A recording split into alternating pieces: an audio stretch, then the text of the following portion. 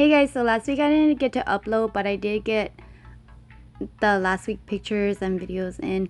I just didn't upload it, so I will be combining last week 3 and week 4 into this video. So as you can tell, they're still very baby-like. They have the baby around their face, but their top of their head is starting to grow feathers. And you can see all the colors.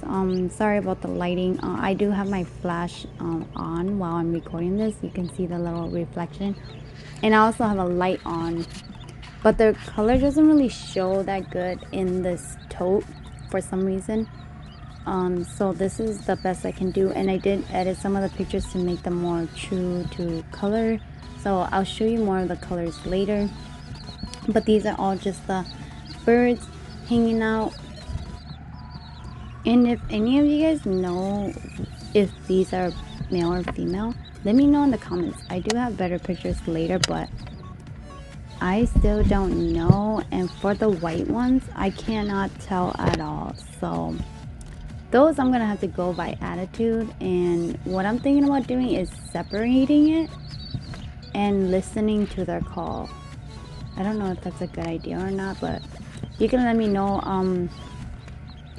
So that's what I plan to do when they're a little bit older. I'm gonna separate one and then wait to listen to the call to see if it's a male or female. A lot of people say you could just like give it treats to see if it gives it to a female or something like that. Like a lot of males do that, but I'm not gonna do that. I'm just gonna take one away and then try to see what their call is like, you know, when it tries to find the others. And then for a couple of them, I feel like they're female just because they're a little bit bigger and they're not as skinny. I don't know, that's what people say, but give me some advice if you guys know how to tell when they're this age or a little bit older. I don't know. Okay, so I want to go into taking pictures or showing you the pictures of when they're babies to what they look like now, and it's only been 3 weeks. So this is the first one that hatched, and I really like the coloring on this one, but this one seems very common. Like I see a lot of posts about this coloring, and from what they say, this one is a silver red breasted, and I think this is a female. Let me know in the comments if you think it's a male, but from the pictures and the posts and the Facebook group that I'm in, most likely this one is silver red breasted button quail. And this is the second one that hatched. This is the really cute darker one I had that hatched, and this one is just a silver, I believe, but this is how it's growing on week 3. So this one is the brown one I had, and I'm thinking this one is cinnamon red breasted, I believe. And again, I just want to apologize for the lighting. It's so bad in the last picture, but it is growing very beautifully. And this is one of the ones that had the stripe on the head, and this one is a wild type. And you can see like it drastically changed from, you know, when it was week 2 to week 3. And this is the other stripe one, but it was kind of like a lighter stripe one. And this one is golden pearl, and I like this one. This one's really pretty. I don't know, I like the normal kind of looking ones, but I do like the different colors too. And then you probably realize that I skipped out on the white ones this time because I totally lost track of which ones they are. But the one that had the cricket toes, I can't even tell the difference anymore. They all are growing very nicely and very pretty. So sorry I can't do a chick comparison.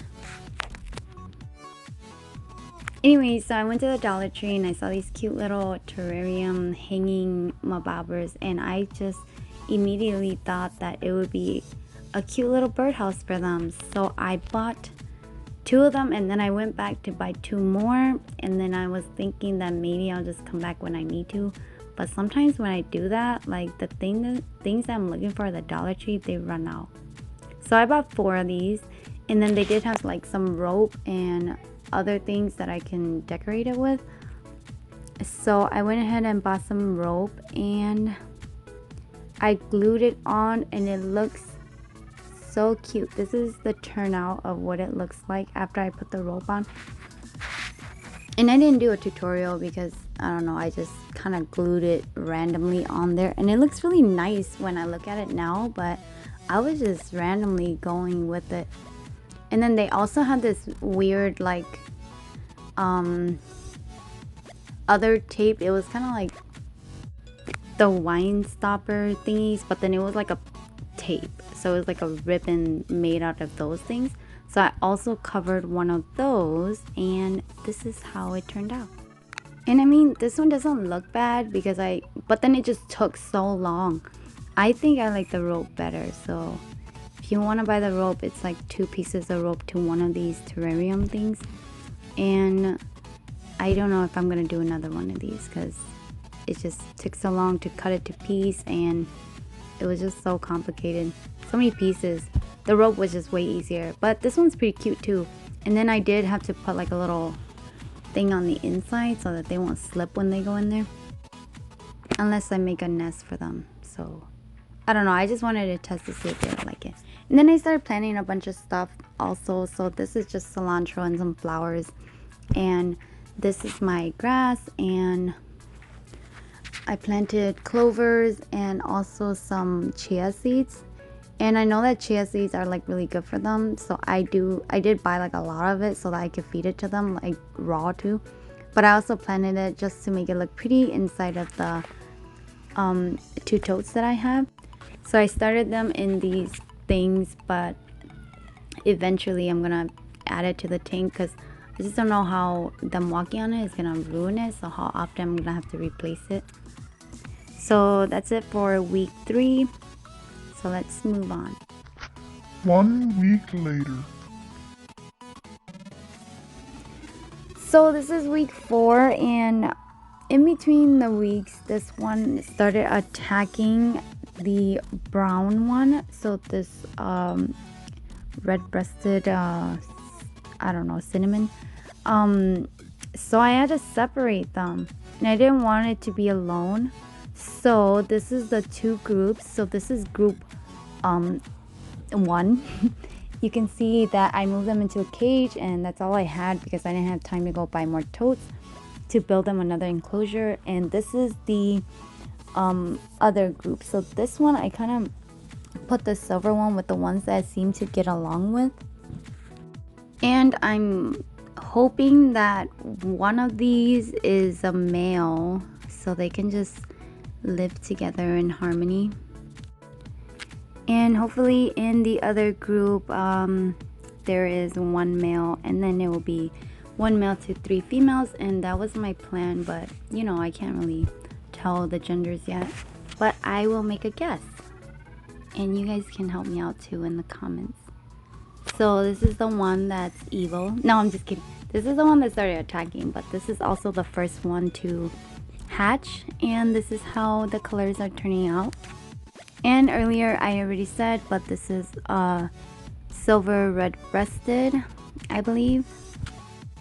And then I'm gonna go on to the second one, and this is just a silver, and this one's really pretty. I like this one. This one's always been my favorite. And here is the victim that was attacked by the first hatch. So this one is the one that's a cinnamon red-breasted. And then here is my golden pearl. So this one is the female. And this is my wild type, and I'm starting to think that this one is a male. And you can see right here the chest part, it has some blue feathers and some red feathers, and the bib is starting to come in. So if you guys know for sure, let me know. So this is the side view, and you can see some blue feathers still coming out too on the wing part.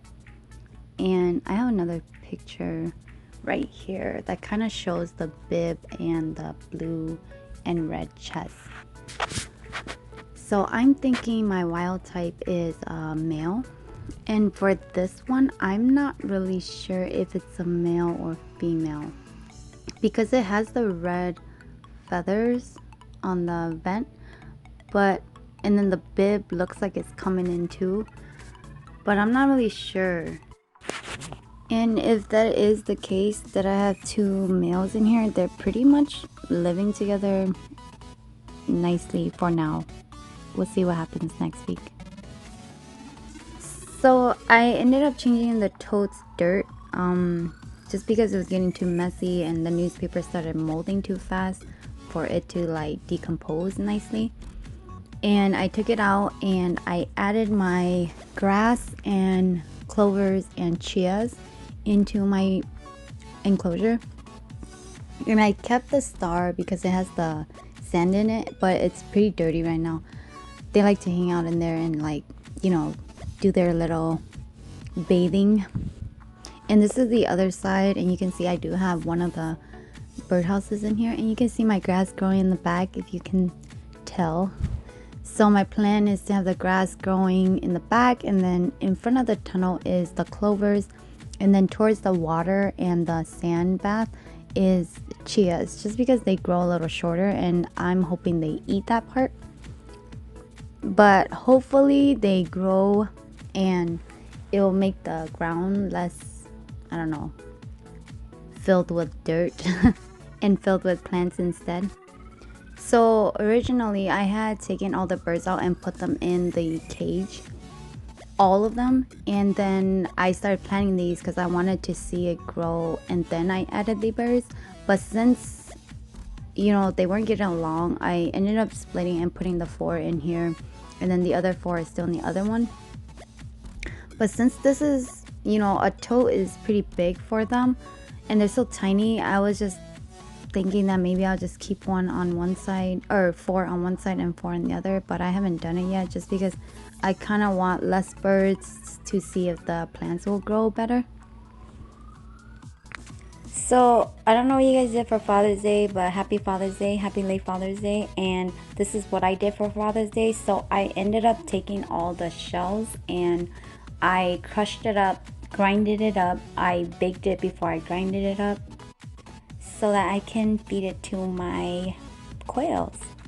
So the mixture I have is crab, crayfish, and shrimp. The shrimp is high in protein, which is very good for the button quails because you're supposed to be feeding them a high protein meal. And crab and crayfish will serve as their calcium intake, if you guys are wondering. So it took me a day and a half to make this because I had such a large amount. It was, let's see, 5 pounds of shrimp and 2 pounds of king crab and 5 pounds of the snow crab and 5 pounds of crayfish. So what I did was I took them all and I laid them on a baking sheet and I baked them, and then I used a food processor to grind them up into small bits, and then I actually strained them, or like, you know, try to make it a fine bit. But since the button quails are so small, I had to like do it multiple times because I didn't want to have big chunks in there. So I also used a mortar and pestle thingy to grind it up even smaller, and then this is the result. And I ended up with probably like half of a ice cream bucket, so that's a lot. It'll feed them for a while. And then I also found these 2 feathers hanging around the cage. I just wanted to show you guys the comparison to one of the bigger feathers that they have, and so you guys can kind of see how big the birds really are. So these are the feathers from them. They just kind of floaters. If I really wanted to, I can like collect them so that I can do a little arts and craft with these tiny little cute feathers, but I don't know, I don't have any ideas. But if you guys have ideas, let me know what you guys do with your feathers.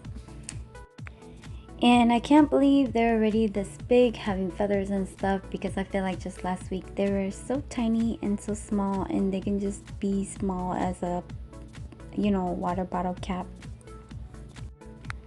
But anyways, thanks for watching the video. I know this one was kind of long, but I had to put 2 weeks into one video, and if it was feel kind of rushed. I'm sorry. And don't forget to subscribe for more videos. Don't be shy to leave a comment below if you have any questions or comments about my video or anything that I'm doing. If I'm doing something wrong, please comment so that I will know. And I'll see you guys on the next one. Bye.